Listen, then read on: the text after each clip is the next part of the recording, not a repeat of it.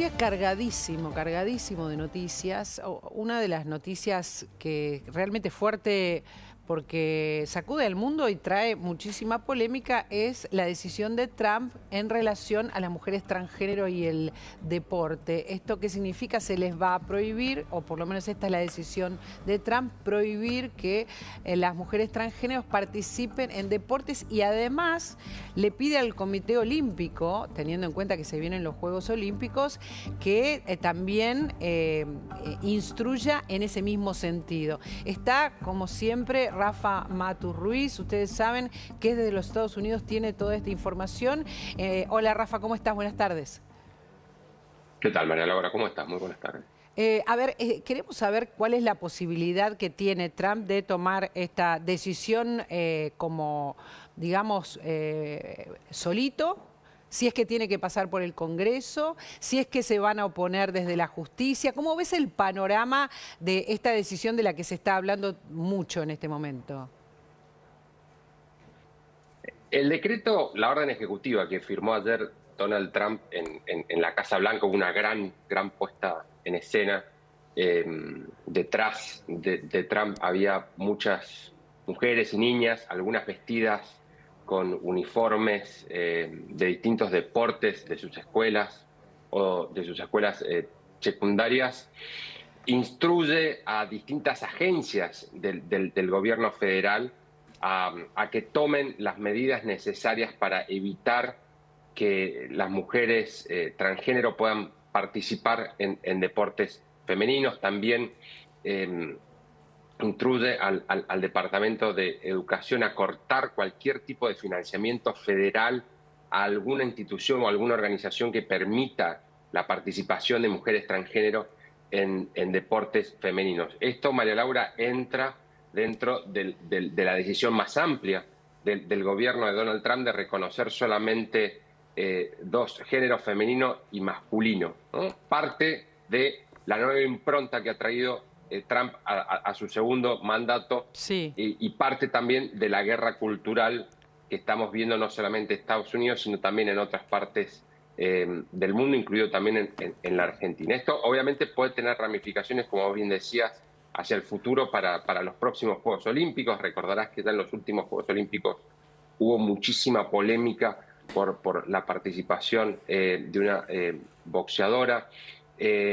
Ahora, como bien también decías, ¿hasta dónde puede llegar la implementación de esta medida? Bueno, como muchas otras decisiones que ha tomado Trump en esta segunda presidencia, en su segundo mandato en la Casa Blanca, esta decisión muy probablemente va a ser llevada a la justicia por organizaciones civiles que defienden los derechos de la comunidad transgénero, de la comunidad gay, de la comunidad queer aquí en Estados Unidos. El tema muy probablemente entonces termine en la Corte Suprema de Justicia, y como te decía, es parte de un debate muchísimo más amplio que aquí en Estados Unidos, que ha ganado mucha visibilidad y temperatura con la llegada de Donald Trump a la Casa Blanca, acerca de qué pueden hacer las personas transgénero, cómo se reconoce, cómo se incluye a las personas transgénero en la sociedad. Trump ayer dejó muy en claro al inicio de la ceremonia, antes de la firma de este decreto, que según su visión y según la impronta que va a tener su gobierno, en deportes de mujeres solamente pueden participar mujeres. A ver, esto está dentro de la decisión de Trump de todos los temas de género, que habló de esto en la campaña. Esta imagen que estamos viendo de Trump ahora, Rafa, es el momento en que firma el decreto, y fíjense que está rodeado de nenas, está rodeado de mujeres. Este es el momento en que él firma el decreto, y está dentro de una serie de cuestionamientos que él ha hecho durante sus campañas sobre el tema de género, la identidad de género, que también está replicando en estos momentos Milei aquí en relación a algunas decisiones que quiere tomar el presidente Milei. Sí, veíamos ayer, por ejemplo, el anuncio del gobierno argentino de retirar a la Argentina en la Organización Mundial de la Salud, algo que ya hizo Trump aquí en Estados Unidos. Trump también firmó una orden ejecutiva ordenando revisar la relación de Estados Unidos con todos los organismos internacionales, con toda la estructura, todo el andamiaje internacional que se creó en la era de la posguerra bajo el paraguas de las Naciones Unidas. Ha sido una consecuencia de amplísimas ramificaciones.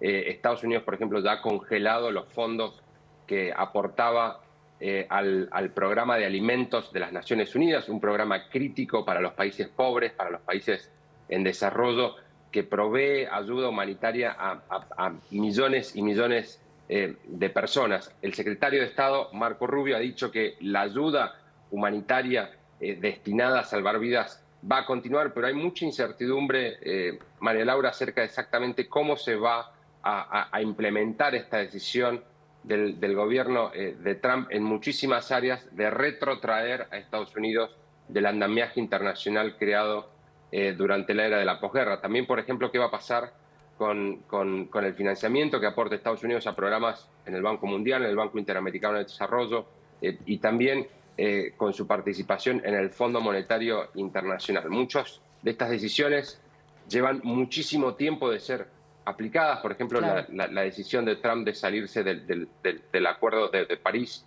va a llevar mucho tiempo antes de que se concrete, pero en el interín existe, sí, como te decía, muchísima incertidumbre acerca de qué va a pasar con estos programas tan críticos para millones y millones de personas en todo el mundo, pero sí, claramente, creo que Trump ya lo ha dejado muy en claro en estas primeras semanas, que la impronta que trae su gobierno es pasar la motosierra, pasar el serrucho, congelar fondos y después ver cómo se van aplicando cada una de las decisiones, cómo se traducen esas decisiones en el día a día, efectivamente cómo se materializan la aplicación de esas decisiones a futuro. Rafa, como siempre, muchísimas gracias, de verdad, un lujo tenerte. A ustedes, cuídense. Y claro, Rafa incluye todas las otras decisiones de Trump que también podemos aquí replicarlas en la Argentina, porque el presidente Milei anunció que quiere modificar la ley de identidad de género y sobre todo el primero de sus anuncios del presidente Milei es la hormonización de los menores de 18 años que quieren cambiar de género. Y este anuncio también...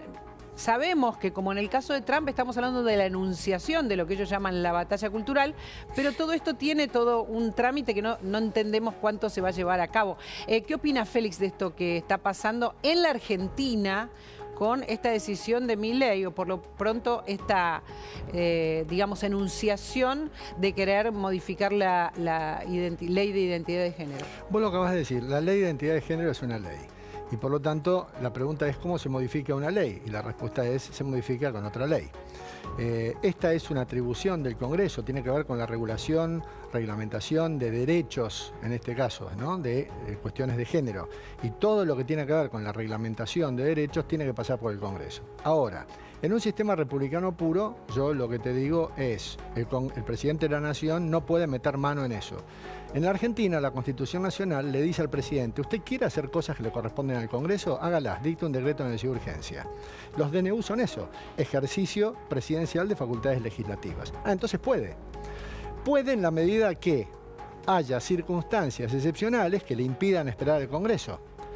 ¿Pasa ese tamiz? ¿Hay hoy una circunstancia excepcional que haga que el presidente tenga que dictar un DNU modificando la ley de género? Esto significa que tiene que ser, por ejemplo, de necesidad y urgencia un decreto. Un decreto de necesidad y urgencia. Y ninguno de estos temas pareciera hacerlo.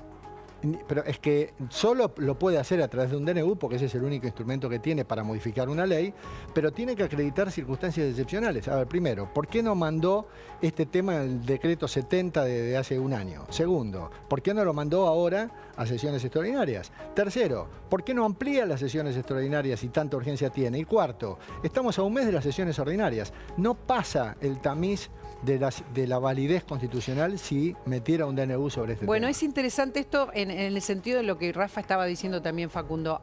Todo esto lleva mucho tiempo, quizás lleva más tiempo que el mandato de Trump, está queriendo decir, ¿no? Por lo que tenga que pasar por el Congreso, por lo que pase con la justicia, con las organizaciones y una serie de demandas de unas libertades civiles que no quieren que se retroceda, ¿no? Una evolución que hubo en relación a estas cuestiones. Por lo tanto, mucho tiene que ver con plantar bandera, esto es lo que yo opino.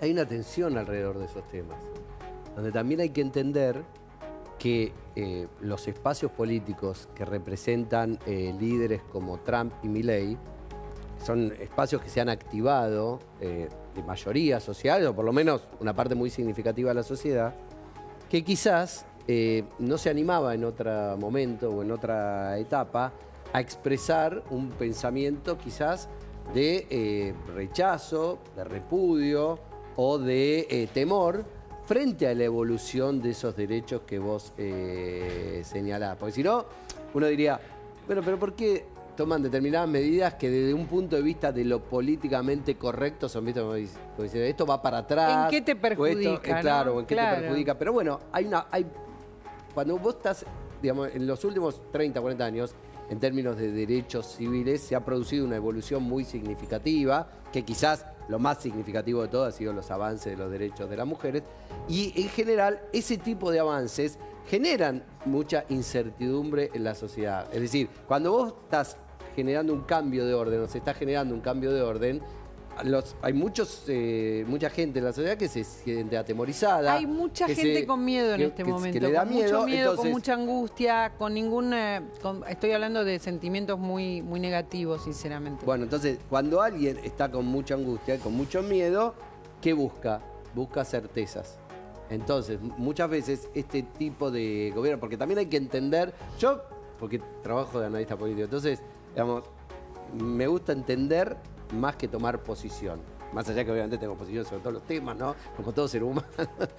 Pero, digamos, me gusta entender. Entonces yo quiero entender por qué aparece un movimiento político que de repente cuestiona factores que parecían que estaban fuera de discusión.